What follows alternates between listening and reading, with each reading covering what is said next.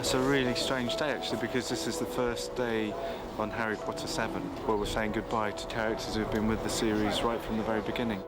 It was Richard, Fiona and Harry's last scene of the film, and they were the first people who'd been on it the whole way through to actually finish. This isn't just goodbye, boy, is it?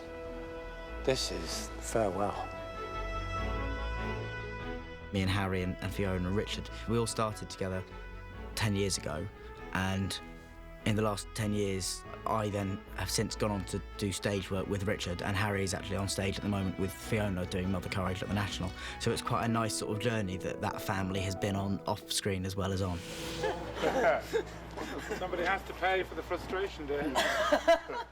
The Dursley stuff was the very first stuff ever that was shot at all. I never thought for a minute it would span 10 years. I mean, I was a redhead when I started. And Dan Radcliffe was about this big. He was like a bewildered little schoolboy. What's been, of course, very exciting is seeing the children grow from children into these splendid adults. Actually, they're a very nice bunch. Don't just ignore those terrible people. I was just to see about them. They're terrible people. They should never be on any cameras. We kind of kept a relationship going, which has been so nice, and from an acting perspective, Fiona's helped me so much, and so has Richard and Dan as well. Just kind of being with these people to constantly inspire you. I've enjoyed Harry Melling, and I visit with Richard Griffiths whenever we meet, and he tells me whatever stories he's accumulated in the time. He's a brilliant, brilliant raconteur, so a lot of our life is spent intense listening to Richard's fantastic stories. So I will miss that. Well, Richard was always very keen that there be a series called The Dursleys, and yes. we're still standing by. I have known them since I was 10, and now being 20, it has been a huge part of my life, and something that hopefully I haven't taken for granted. This is farewell. I mean, this is forever. I'll miss them immensely.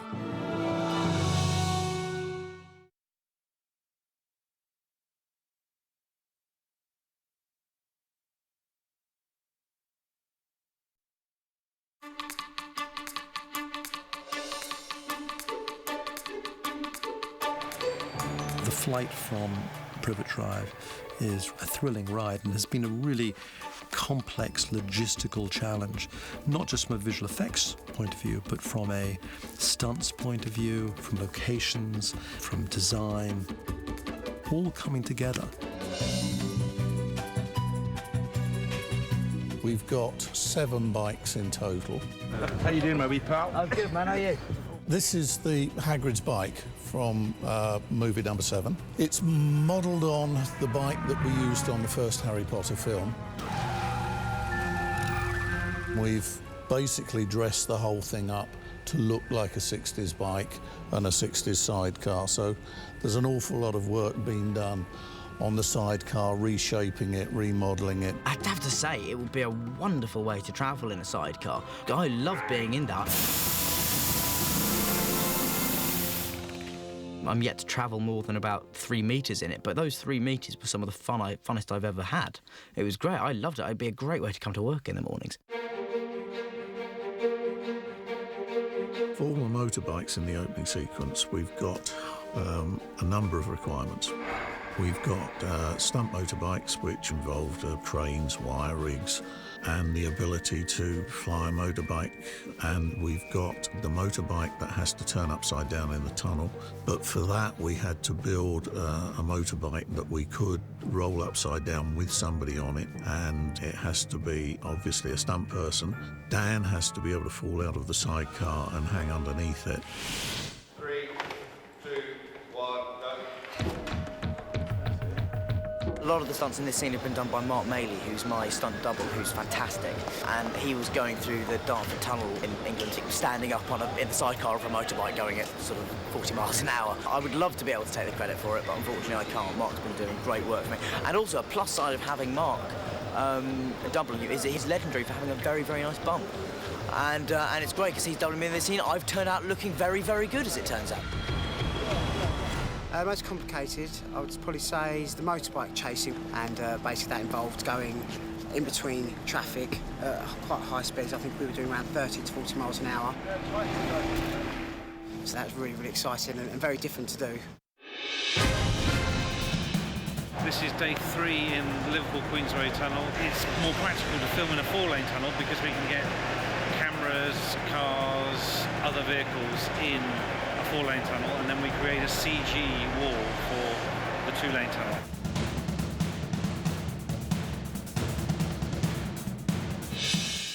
On top of that, we've got the crash where they land at the Burrows in the end.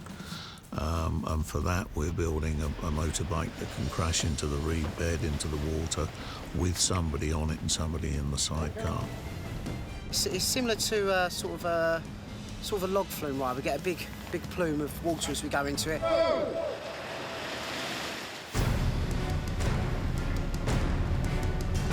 The thing I'm most proud of is that the work that we've done blends together so seamlessly that a lot of people don't realise that it's a practical effect or it's a visual effects effect, because they just accept it that that's the story on the screen. That's what we're trying to achieve, and I think that's what we've done.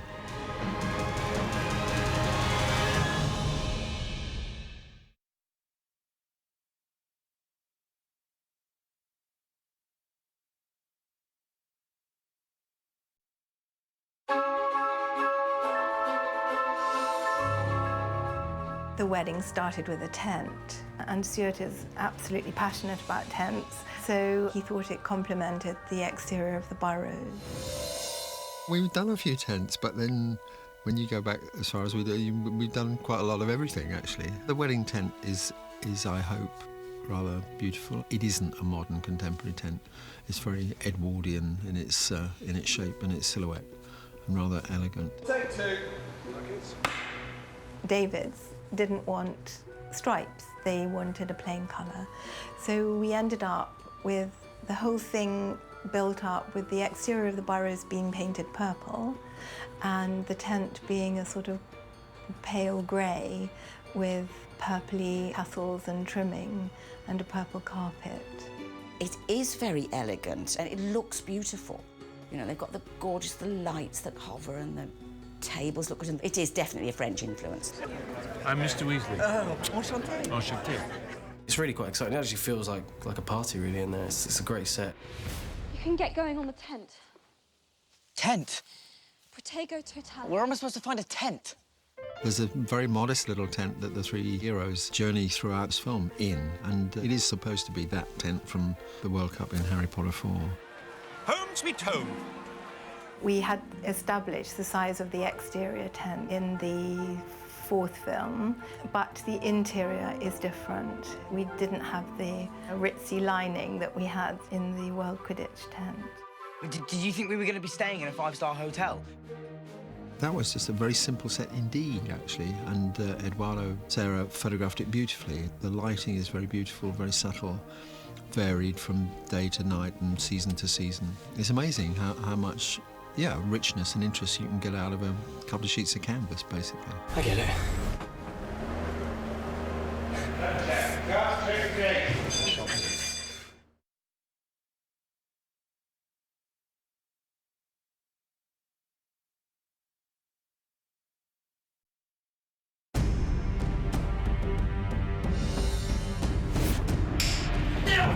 New set, new problems, new fun, and it's bigger than normal. Today is the all-night cafe where Harry, Ron and Hermione think they've got away from the Death Eaters. The Death Eaters appear and a big wand fight ensues. They were always given a sequence or a general scene, and they say we want some kind of wand fighting. So we try and put together some kind of duel. All right, so let's just go through a half-speed rehearsal, guys. The cafe scene was quite complicated because it was quite a timing issue. Hermione comes up, out from behind her hiding place, goes down, waits a few beats, comes up and goes down again, and it was trying to get the movements exactly right, plus explosions going on in your face. This spell throwing. It's a totally visual thing that you have to make up. You can't actually see the spell. That's something I'll be adding in later. If you're doing a sword fight routine, use the swords and you can connect. But when you're actually doing a wand fight, you're not actually connecting with anything. So that makes it difficult.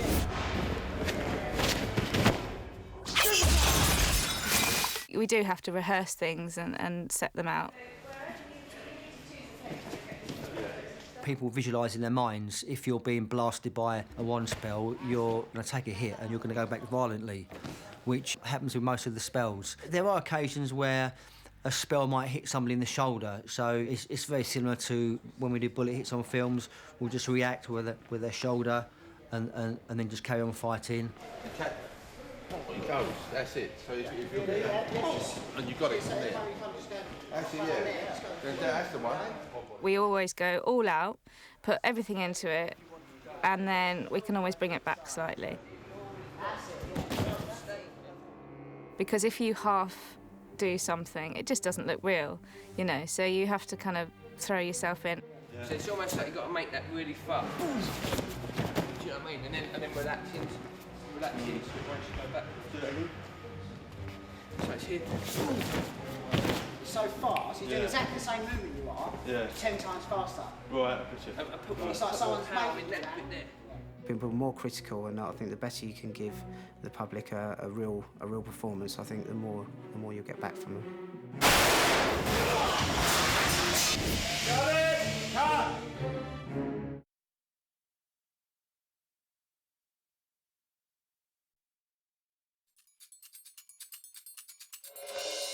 We've had some crazy things fill in for whatever the creature's supposed to be. You know, sticks, tennis balls, dots, numbers. Very good, that's lovely. Let's go one more. Okay, it's good. You know, it's different every time. We have to be quite careful though, because sometimes it gets a bit absurd and then you just start laughing and you can't really take it seriously. Action. It's quite a weird concept really, just to kind of react to something that's just not there at all. Especially when it's quite an animated kind of thing, like Dobby. And Jason. You need to move to your left a little. Okay. Blocking Dobby. Oh. Like I'm talking about. Yeah, It was here, but I know what you're saying. Okay. They've really changed the way they do that now. They've got these doubles to stand in for these creatures and do the lines, so you're actually talking to a person. I've had to supply some people today to kind of be doubles stroke stand-ins for Dobby and Creature, which is quite interesting. Come over here. I just want to try anti-gravity before I Yeah. Because of course also we've got not only the short actor in there, we've also got somebody else providing the voice of the character, so they're working as a team. Dobby? I enjoy playing Dobby. That said, I never really take full credit for the character, since it's a large part of its character comes from its movement, which I can only suggest and they can realise. When I did it in the second film, it was very much me in a sound studio working with the film that had already been shot, with a ping-pong ball on a stick, which was going to be me, and offering up suggestions, you know, how he might move, how Dobby might move. Whereas this time, Diane, my collaborator, comes on, she's closer to the size of Dobby, so she then gives a scale to what I've suggested and proposed. I'm a Dobby, so the moves, isn't it? He's Creature, but I'm better. Because I'm younger. She's the nicer one. Yeah, you're the horrible one. I'm the grumpy, old, He's the miserable horrible one, isn't git. he? That's Grumpy me. old. Oh yeah, we're really enjoying it. Yeah. Yeah, really brilliant.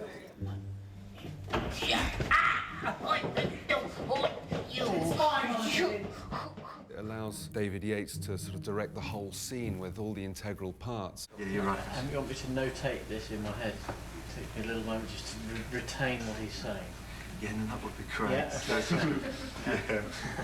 In the past, you would shoot the stuff with nothing in there, and it's harder to perhaps get sort of real interactions between the live action performers and the 3D characters, and create an electricity between the two elements. Do you need me to vocalise at all?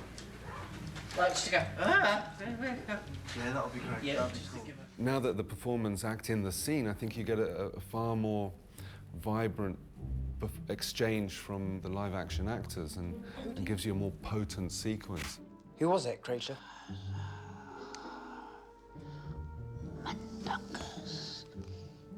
Mundungus Fletcher.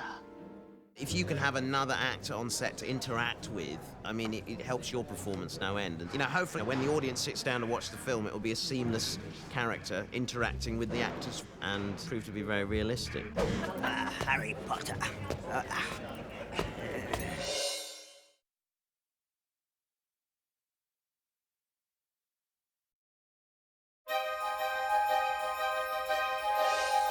I've played some wonderful characters throughout the whole series of films. Swish and flick. Everyone? In the first film, I've played Professor Flitwick and also the Goblin Bank Teller. Does Mr. Harry Potter have his key? And then, as the films have gone on, again, I played Flitwick, and now in the final film, I'm able to play Griphook as well. The role of Griphook was something that I always had at the back of my mind. Boy, I'd love that character. There is no place safer than Gringotts.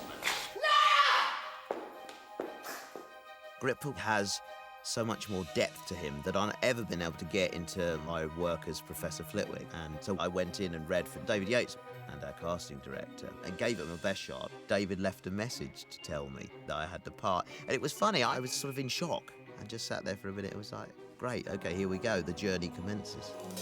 Better, because I haven't had a chance to suss it out properly then. That's why I want to, yeah.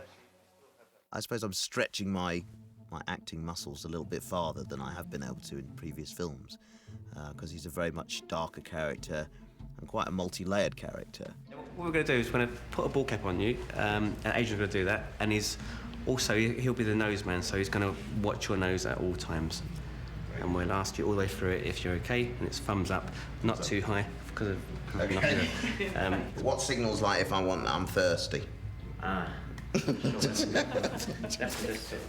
The makeup is obviously a very important part of what I do and the creation of that character. It's not just down to me, it's a team effort to bring him to the screen. We're doing a makeup test on Warwick Davis, because he's all we could get at short notice. And for Griphook. With Griphook, we looked at what we did on the first picture. With the film Troy, he had a particular look, so we took that look and we transposed that look onto Warwick. Contrary to popular belief, I don't look like a goblin in real life. So without all of this and without these two here and all the other people that go to put the makeups together, I wouldn't be able to do the work that I do, because I don't look right. I'm too good looking.